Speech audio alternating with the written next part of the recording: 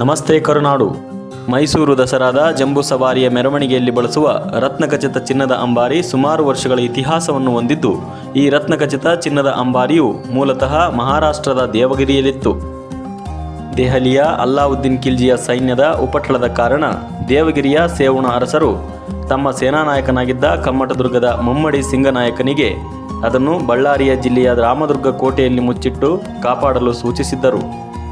1317ರಲ್ಲಿ ದೆಹಲಿ ಸುಲ್ತಾನರ ದಾಳಿಗೊಳಗಾಗಿ ದೇವಗಿರಿಯ ಸೇವಣ ಸಾಮ್ರಾಜ್ಯ ನಾಶವಾದ ನಂತರ ಮುಮ್ಮಡಿ ಸಿಂಗನಾಯಕನ ಮಗ ಕಂಪಿಲರಾಯನು ಕೊಪ್ಪಳ ಜಿಲ್ಲೆಯ ಕಮ್ಮಟದುರ್ಗವನ್ನು ರಾಜಧಾನಿ ಮಾಡಿಕೊಂಡು ಆಳ್ವಿಕೆ ಪ್ರಾರಂಭಿಸಿ ಅಂಬಾರಿಯನ್ನು ತನ್ನ ಬಳಿ ಇರಿಸಿಕೊಂಡನು.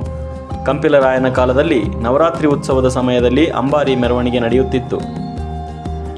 ಕಂಪಿಲರಾಯನ ಮಗ ಗಂಡುಗಲಿ ಕುಮಾರರಾಮನು ಆಡಳಿತ ನಡೆಸಿದ ಸಮಯದಲ್ಲಿಯೂ ಸಹ ಅಂಬಾರಿಯು ಕುಮಾರರಾಮನ ಬಳಿ ಇತ್ತು. 1327ರಲ್ಲಿ ದೆಹಲಿ ಸುಲ್ತಾನ ಮೊಹಮ್ಮದ್ ಬಿನ್ ತುಘಲಕನ ಸೈನ್ಯವನ್ನು ಕಮ್ಮಟದುರ್ಗದ ಕೇವಲ 28ರ ಹರೆಯದ ಕುಮಾರರಾಮನು ತನ್ನ ಸಣ್ಣ ಸೈನ್ಯದೊಂದಿಗೆ ಹಿಮ್ಮೆಟ್ಟಿಸಿದ್ದರೂ ಮೋಸದಿಂದ ತುಘಲಕ್ ಸೈನ್ಯ ಕುಮಾರರಾಮನನ್ನು ಹತ್ಯೆ ಮಾಡಿತು. ತುಘಲಕ್ ಸೈನ್ಯದ ದಾಳಿಗೊಳಗಾಗಿ ಕಮ್ಮಟದುರ್ಗ ಅಂತ್ಯವಾದ ನಂತರ ಹಲವು ವರ್ಷಗಳ ಕಾಲ ಈ ಅಂಬಾರಿಯನ್ನು ಕುಮಾರರಾಮನ ಸೋದರ ಮಾವಂದಿರಾದ ಹಕ್ಕಬುಕ್ಕರು ಆನೆಗುಂದಿಯ ಗುಹೆಗಳಲ್ಲಿ ಅಡಗಿಸಿಟ್ಟಿದ್ದರು. 1336ರಲ್ಲಿ ಹಕ್ಕಬುಕ್ಕರಿಂದ ಆನೆಗುಂದಿಯ ಮೂಲಕ ಹಂಪಿಯಲ್ಲಿ ವಿಜಯನಗರ ಸಾಮ್ರಾಜ್ಯ ಸ್ಥಾಪನೆಗೊಂಡಿತು. ವಿಜಯನಗರ ಸಾಮ್ರಾಜ್ಯದ ಕಾಲದಲ್ಲಿ ದಸರಾ ಅದ್ಧೂರಿಯಾಗಿ ನಡೆಯುತ್ತಿತ್ತು ಎಂದು ಇಂದಿನ ಹಂಪಿಯ ಅಜಾರಾರಾಮ ದೇವಸ್ಥಾನದ ಕೆತ್ತನೆಗಳಿಂದ ತಿಳಿದುಬರುತ್ತದೆ. ವಿಜಯನಗರ ಸಾಮ್ರಾಜ್ಯಕ್ಕೆ ಭೇಟಿ ನೀಡಿದ್ದ ಇಟಲಿಯ ಪ್ರವಾಸಿಗ ನಿಕೋಲ್ ಡಿ ಕೌಂಟಿ ತನ್ನ ಬರವಣಿಗೆಯಲ್ಲಿ ವಿಜಯನಗರದ ನವರಾತ್ರಿ ಉತ್ಸವದ ಬಗ್ಗೆ ಉಲ್ಲೇಖಿಸಿರುವುದಾಗಿ ತಿಳಿದುಬಂದಿದೆ. ಹಂಪಿಯಲ್ಲಿರುವ ಆಕರ್ಷಕ ಮಹಾನವಮಿ ದಿಬ್ಬ ಇದಕ್ಕೆ ಸಾಕ್ಷಿಯಾಗಿದೆ. ಸಂಗಮ, ಸಾಳುವ, ತುಳುವ ಹಾಗೂ ಅರವೀಡು ವಂಶಸ್ಥರ ಆಳ್ವಿಕೆಯ ನಂತರ 1565ರಲ್ಲಿ ತಾಳಿಕೋಟೆ ಕದನದಲ್ಲಿ ವಿಜಯನಗರ ಸಾಮ್ರಾಜ್ಯ ಪತನವಾದ ನಂತರ ಅಂಬಾರಿಯನ್ನು ಪೆನುಗೊಂಡಕ್ಕೆ ಸಾಗಿಸಲಾಯಿತು. ವಿಜಯನಗರದ ಸಾಮಂತ ಅರಸರಾಗಿ ವಿಜಯನಗರ ಪತನದ ನಂತರ ಸ್ವತಂತ್ರರಾಗಿದ್ದ ಶ್ರೀರಂಗಪಟ್ಟಣದ ಒಡೆಯರ್ ಸಾಮ್ರಾಜ್ಯದ 1ನೇ ರಾಜ ಒಡೆಯರ್ ಪೆನುಕೊಂಡದಲ್ಲಿ ತಿರುಮಲರಾಯನನ್ನು ಸೋಲಿಸಿ 1610ರಲ್ಲಿ ಶ್ರೀರಂಗಪಟ್ಟಣಕ್ಕೆ ಅಂಬಾರಿಯನ್ನು ತಂದು ದಸರಾ ಉತ್ಸವವನ್ನು ಪ್ರಾರಂಭಿಸಿದರು. ಅಂತಿಮವಾಗಿ ದಸರಾ ಹಬ್ಬವನ್ನು ಮೈಸೂರಿಗೆ ಸ್ಥಳಾಂತರಿಸಿದ ನಂತರ ಮೈಸೂರು ನಗರದಲ್ಲಿ ಇರಿಸಲಾಯಿತು.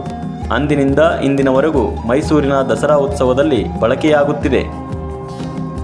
ಆದರೆ ಪ್ರಸ್ತುತ ದಸರಾ ಉತ್ಸವದಲ್ಲಿ ಬಳಸಲ್ಪಡುವ ಅಂಬಾರಿಯನ್ನು 19ನೇ ಶತಮಾನದ ಪೂರ್ವಾರ್ಧದಲ್ಲಿ ಮೈಸೂರು ಒಡೆಯರು ಪುನರ್ ನಿರ್ಮಿಸಿದರು ಎಂಬುದು ಇತಿಹಾಸದಿಂದ ತಿಳಿದುಬರುತ್ತದೆ.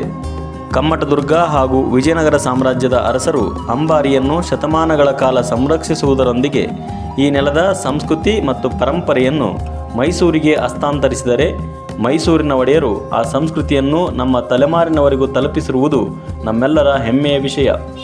1970ರವರೆಗೂ ದಸರಾ ಉತ್ಸವದಲ್ಲಿ ರಾಜರು ಅಂಬಾರಿಯಲ್ಲಿ ಕುಳಿತು ಮೆರವಣಿಗೆಯಲ್ಲಿ ಪಾಲ್ಗೊಳ್ಳುತ್ತಿದ್ದರು.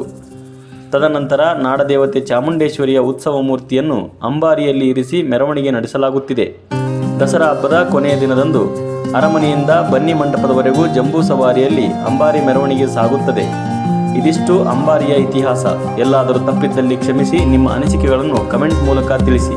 ಮುಂದಿನ ವಿಡಿಯೋದಲ್ಲಿ ಮತ್ತೆ ಭೇಟಿಯಾಗೋಣ. ಧನ್ಯವಾದಗಳು.